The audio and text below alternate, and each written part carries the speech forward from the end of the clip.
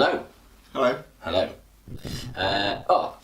Before we kick off, Tim and I are running a one-off strategy mastermind session.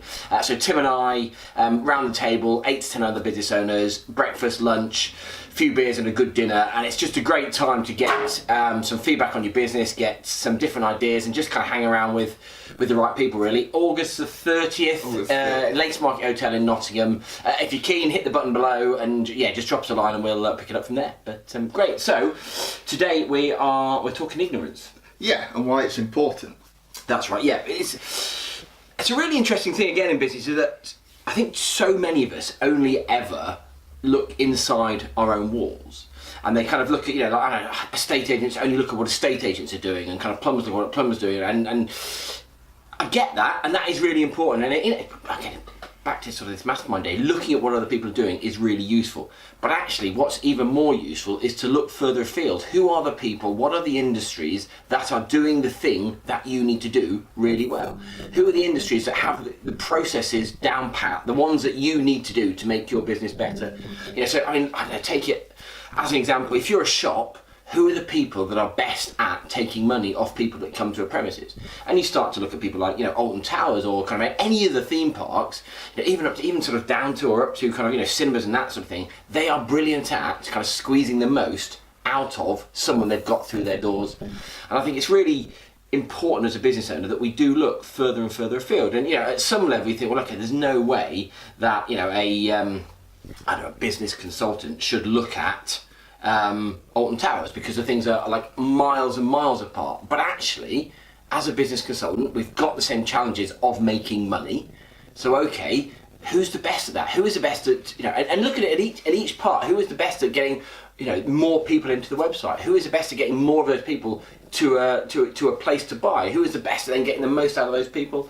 And I just think, a real healthy dose of ignorance, Tim and I, we'll often go and see stuff. We'll be in, different rooms, and like the National Tractor Makers Forum, and kind of people ask and say, well, look, what do you know about tractors? Well, nothing. We know about marketing. That's kind of our thing. That is exactly that.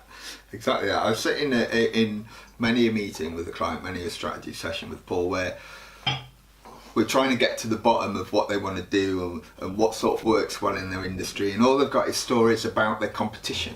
Yeah. Which is a very, very niche window to look out of, isn't it? If you're obsessed about, well, the competition have put this yellow font on the website, maybe we should do a yellow font. Yeah. It's not the correct creative process. Look at, if you're a graphic designer, look at an engineering firm, because the similarities there in the design and the processes and the way they think is very similar. You can take learnings from people not in your industry. Yeah, I mean, you take someone like Ross at Strafe Creative, who's someone you'll know. Ross comes from an engineering background, but now perhaps he sells websites. That's the wrong thing. The company is a web design company, but his role in it is to get more people in. And once those people in, kind of work them through to a point. And actually, what Ross brings to this, which is why I think they're so good. One of the many reasons I do genuinely think these are good guys to work with is that they've got a really good process, and they've kind of taken engineering and put it into web design. And I think there's two things really. I think if you do the same stuff that you've always done and everyone else does, you end up with the same result, which is not necessarily bad, because there'll be a startup estate agent that's looking to the big guys and they'll try and emulate them there. But if you don't look outside, you'll miss some stuff. And people do what they've always done because that's kind of what the industry's doing. It's the easiest way to do it, isn't it? And I think, if you've... Another kind of objection that is frequently asked is that one that, it won't work for our industry, or people don't do that in our business. Yeah. Like, just because you think that doesn't mean you should try it. Yeah. And not every industry, lots of industries are littered with brilliant examples of people that have done something really different. The one that immediately springs to mind is the shaving industry.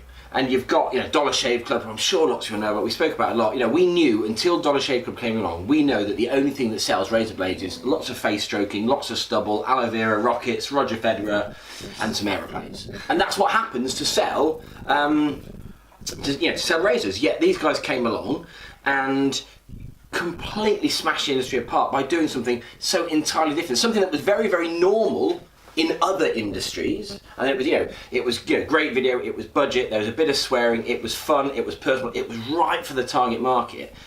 But weirdly, these massive companies had never thought about doing it. And that, I read an article last week that Unilever are now going direct to consumer in the first time in their history with shaving packaged products, toothpaste packaged products and stuff. And that's Unilever, one of the biggest companies on the planet. Yeah, and it is. And I think what was really interesting about this is that lots of other industries are going in there. So there's, one that came after Dolly Shave Club for like a toilet spray poopery, I think it was. Poopery? Yeah, kind of Great same sort of concept. Chapbooks, if you haven't looked at chapbooks, that is something that sells photo books, but you look at the messages before that happens and look at the chapbook message, it's just completely different. And I think this is the real value of getting out of the business and hanging around with, talking to, spending time with, looking at the best in the business. And again, you see this a little bit. We're recording this not long after the World Cup, and I think I might be making this up,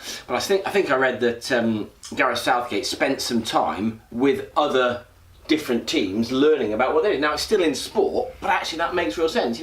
What are the American football team doing to get the best out of theirs? Clive Woodward spent some time with him, who was one of the most successful British sports coaches, right?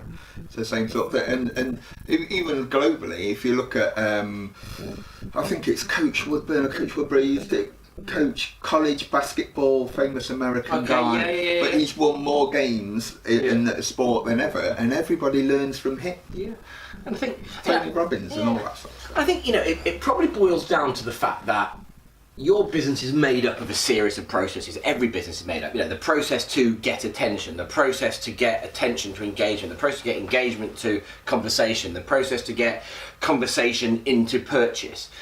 Go and find which person, which industry, anywhere that does that thing the best, or does each one of those processes the best, and ask the question.